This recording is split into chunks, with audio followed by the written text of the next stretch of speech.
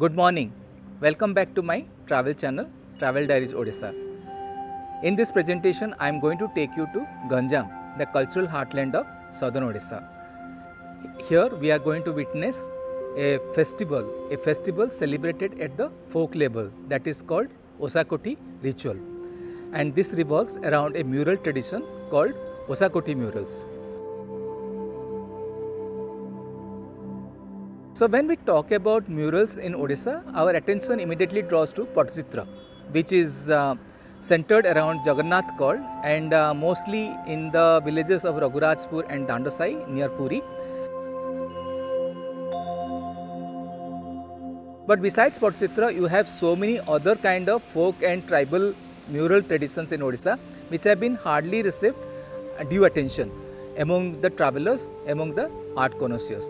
One of such rituals is the Osakoti murals, and Osakoti murals when compared with Patachitra is very different. It is more about people's art, their experience, their exploitations, their stories, and whereas when we talk about Patachitra, which revolve mostly around the Jagannath Kol. So here at Ganjam, we are going to see this Osakoti murals, which is actually celebrated during the time of Dasera for 9 days. So mostly the people who are the oppressed class, who are underprivileged, who are lower caste according to the Hindu hierarchy order, they celebrate these Osakoti rituals, and which is a blend of tribal and non-tribal, that is the folk beliefs. Let's go through a journey of this Osakoti rituals. Thank you so much.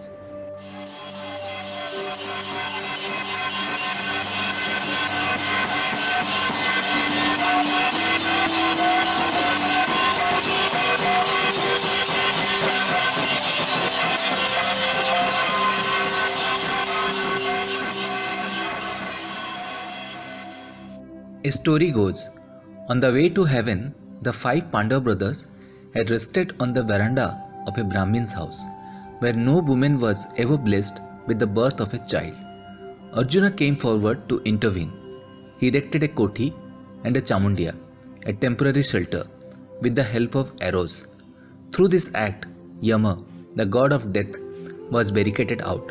At night, a messenger of Yama appeared but had to leave unsuccessful. Consequently, an agreement was made with Yama. Whoever observes Osa will bear sons, and all children will remain alive. The news spread in no time throughout Avanti. Shriya Chandaloni, a woman sweeper named Shriya, heard it while she was sweeping the street near the palace. One of the queens expressed her displeasure because Shriya, to whom she served first in the morning, was untouchable. Equally, Shriya also thought it was inauspicious to have seen the face of the queen because she was Antakudi, a barren woman. The queen wanted to take revenge and reported the matter to the king. The king took away the 5 sons of Shriya and had them killed in the forest. Shriya went to the forest in search of her sons.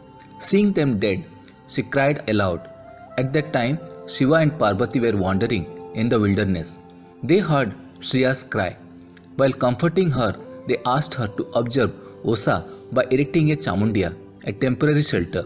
She replied that she could only do it when all her sons are alive. Shiva requested her to turn her head away. He sprinkled water on the dead bodies and her sons came back to life. They joined their mother and also started worshipping themselves. The king watched them performing the ritual, and when performed Osakoti himself, each of his 99 queens bore sons. This story confirms us that the Osakoti tradition in Ganjam stems from the untouchable groups, the upper caste joining later.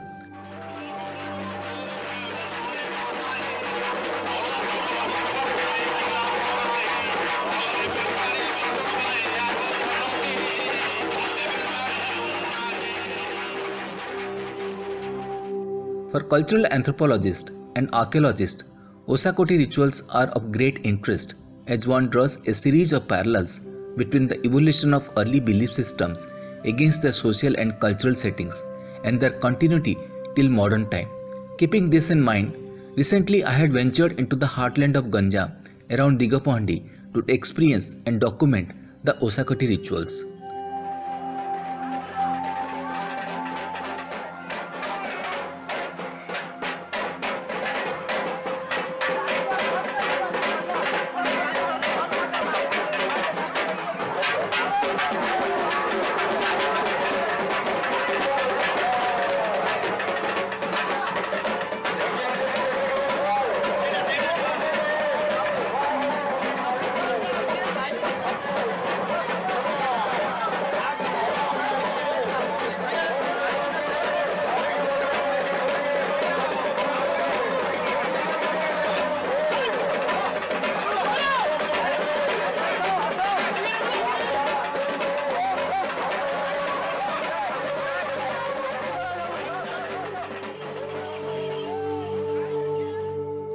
Osakoti shrines are temporary structures but now have been made permanent. But one should not confuse them with temples. They have strange characters showing a fusion of tribal and folk beliefs. In the Middle Ages, local zamindars and feudal kings appropriated the land and the villages of Aboriginal chiefs of Kond and Saura tribes. To hegemonize their subjects, goddesses from tribal realms were accepted as Ishtadevis, family goddesses of the royal households. Some of the local Thakuranis acquired great prominence and the shrines were equated with ancient Shakta temples of Hindu pantheons. Osakoti shrines are a link between the tribal deities and beliefs and mainstream Hinduism. The Thakurani goddesses is represented as a ghata, pot, and depicted in the murals along with various other deities. The season mostly lasts for 7 days around Dasahara, from Ashtami to Kumar Purnima. The murals of Osakoti shrines are meant to house 33 Koti Devtas, 33 times of 10 million deities, at least 10 to 20 images and a maximum of 100 gods, goddesses, heroes of epics and legends are depicted on walls as attendants of the relatives of the divinities. The murals thus represent a microcosm in a reduced scale. In an Osakoti mural, the entire family of the goddesses does appear with sons, daughters and vehicles with a full entourage, regalia and pomp. The Thakurani is then considered to be Adimata, the creation mother. The wall on which murals are drawn is divided into components symbolizing chambers and houses of various gods and goddesses forming the great family. Mangala is often depicted in an Osakoti shrine as the dominating deity. She is seen sitting in cross-legged Padmasana with 4 arms. Her body is colored yellow and she wears red or pink sari and a blouse. The goddess carries 5 pots, 1 on her head, on top of her crown and 4 in her hands. Shiva is the only male deity to appear in Osakoti paintings. He even occupies the central position. He is shown as Nataraj. However, Shiva is not invoked in Osakoti ritual. There are stories that explain why Shiva is illustrated as a central figure in Osakoti murals. In Osakoti paintings, Durga appears with 4 or more arms, grasping a trident, sword, and other weapons in her hands. She is generally represented as a beautiful and forceful woman. Kali is the central figure of the Shakti cult. She is depicted as a black-skinned naked goddess dancing violently on prostrate Shiva. Her powerful many-armed images with swinging weapons of all sorts are the most prominent icon in Osakoti murals. There are also icons of Chinnamasta, Parvati or Gauri, Saraswati, Ganga and Yamuna, and a number of Thakurani goddesses such as Khambeswari, Manikeswari, Bankeswari, Taratarini, Budi Thakurani, Bhagavati, Urandavati, Hingula, Chamundi, Mahari Kala and so on. There are also minor legendary characters such as Hadi Hadiani, Doba Dobini, Gouda Goudani, Kandha Kandhuni, Keuda Keudani, Barhalila, Batapanthei, Chota Nelli and Topoi. The Osakoti rituals consist of erecting and painting a shrine. Nowadays, erecting is not practiced. Performing puja, offering prayers, taking out processions, dancing and entertainment. The aim of the ritual is to obtain a boy child. The participants are lower caste inhabitants of a village or local group. Women act as observers. Paintings are drawn by Dandasi Harijan artists. There is a strong belief that if they don't follow Osakoti rituals, Thakurani may interfere, destroying the life and property of people.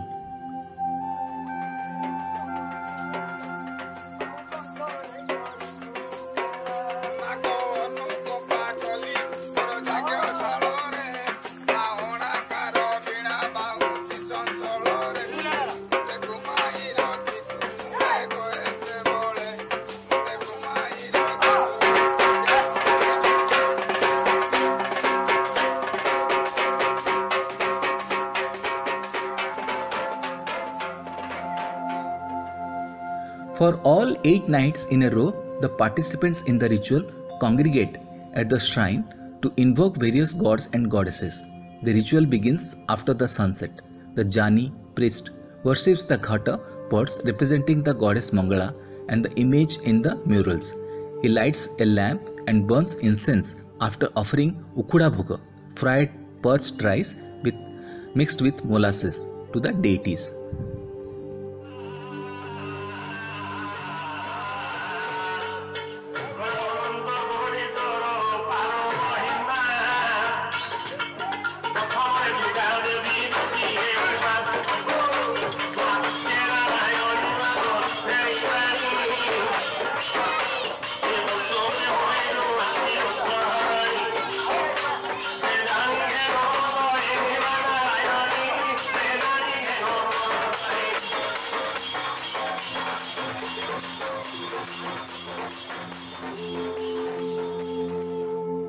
The Dhana Koila instrument is then played by the Bayani musician or the singer. The Gayani singer begins the first Abahani invocation song. The audience joins the chorus called Pali. Slowly everyone gets involved.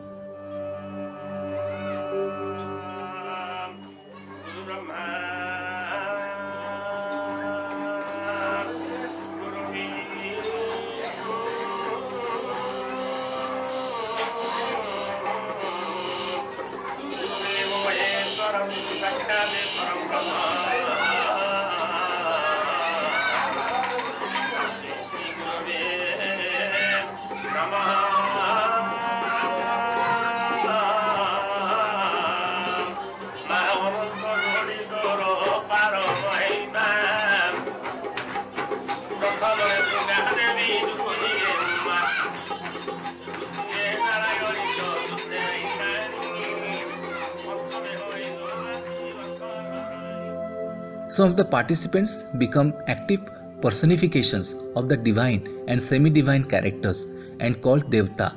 One such male Devta may suddenly move forward and backwards and fall in trance called Devta Lagiba.